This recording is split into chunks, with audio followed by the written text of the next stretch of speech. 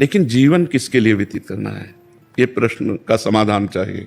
हम धन कमाते हैं, हम सब कुछ करते हैं भोगों के लिए, सुविधा के लिए। सुविधा किसके लिए? जीवन के लिए। लेकिन जीवन किसके लिए? प्रश्न यहाँ खड़ा हो जाता है। अगर जीवन जीवनेश परमात्मा के लिए है तो हमारा जीवन धन्य हो गया। नहीं तो ना आपका अभिनय रहेगा, ना आपका धन रहेगा, ना आपका शरीर रहेगा। एक समय वो आने वाला है जो हमारा नाम चिन्ह भी मिटा देगा। तो हमारे मनुष्य जीवन की इस दिव्यता का लाभ क्या हुआ? जो देव दुर्लभ नर देही कही गई, उसका लाभ क्या हुआ? उसका लाभ हुआ परमात्मा का सुमिरन, परमात्मा का चिंतन। जितनी यश कीर्ति है, ये बड़े बड़े चक्रवर्ती सम्राट हो गए, कौन जानता है उनको? धीरे धीरे धीरे धीरे काल के गर्त में वो सब चला जाता है। इसलिए इस खुशी को हम खुशी ना माने। हम खुशी, वो आखिरी खुशी प्राप्त करें जिसमें दुख का लेश नहीं है। वो भगवान का सुमिरन और भगवान की प्राप्ति है। अगर परमात्मा चिंतन है तो मान में और अपमान में, लाभ और हानि में, सुख और दुख में, जन्म और मृत्यु में समान स्थिति प्राप्त होती है। इसलिए हमारी प्रार्थना है, भगवान ने आपको भेजा वृंदावन और यहाँ संत समागम में आए तो कुछ नियम ले लो नाम जप का। नाम जप करते हैं नियम पूर्वक। आप हमें बताइए कि हमको क्या करना चाहिए। एक छोटा सा काउंटर ले लीजिए, समझ रहे, और उसमें 10,000 नाम 24 घंटे में जप लीजिए। क्या जाता है अंगूठी में? राधा राधा राधा राधा। और फिर आप देख लीजिए, हर परिस्थिति को मिटिया मेट करके परमानंद में निमग्न करने वाला प्रभु का नाम है। आपके सामने मैं बैठा हूं, दोनों किडनी फेल है। हर कष्ट बाह्य इतना और अंदर से आनंद इतना है कि हम तुम्हें कैसे बताएं।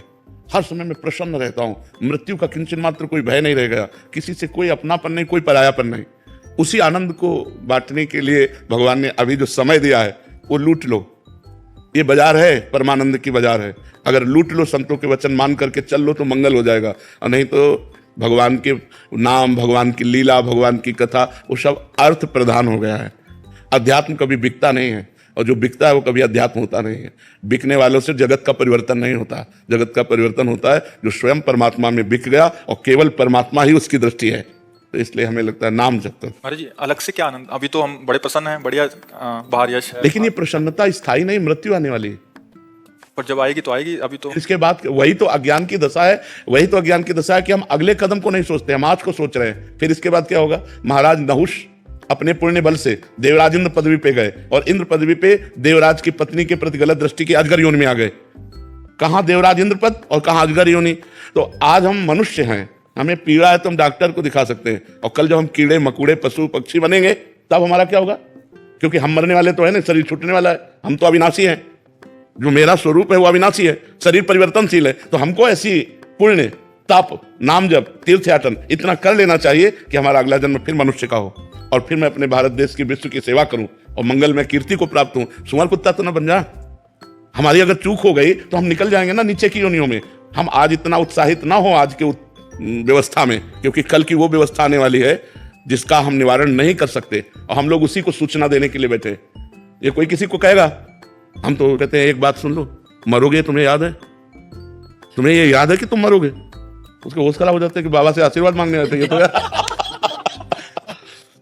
ये एक ऐसा शब्द है जो झकझोर के रख देगा आपको, और कब मरना है इसका कोई पता नहीं।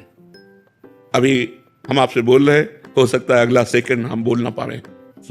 माया का खेल ऐसा है, माया का खेल ऐसा है। इसलिए हम सावधान करते हैं, राधा राधा राधा राधा। कुछ नहीं लगता, बस अंदर से बोलना है राधा राधा राधा। और अगर मान सको तो कोई नशा ना करो। करते हो कोई नशा? बहुत सुंदर बात है। एक मैं कहना चाहता हूँ प्रेमानंद जी, मैं पिछले 2 साल से आपको फॉलो कर रहा हूँ, और सोशल मीडिया पे तो चाहे, और जो मतलब मैं जब आ रहा था यहाँ पे सोचा था कि मैं क्या पूछूं, सब एक सवाल पूछते हैं, कुछ पूछना चाहिए। तो जो भी सवाल मेरे मन में आ रहा था, अगले दिन उसका आंसर मिल रहा था आप ही के थ्रू इंस्टाग्राम पे। तो आज का यूथ और जनरेशन सब आपको फॉलो कर रहा है, और आपके जो आप ज्ञान देते हो इतने हेल्पफुल है आने वाली पीढ़ी के लिए। तो मेरे पास कोई सवाल नहीं है, बस मैं इतना कहना चाहता हूँ कि मैं जानता हूँ पिछले 10-20 साल से किडनी फेल के साथ चल रहे हो।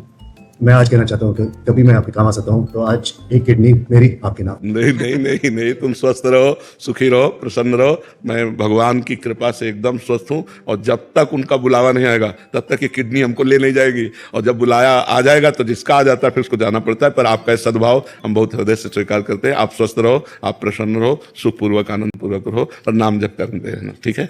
लव प्रसाद।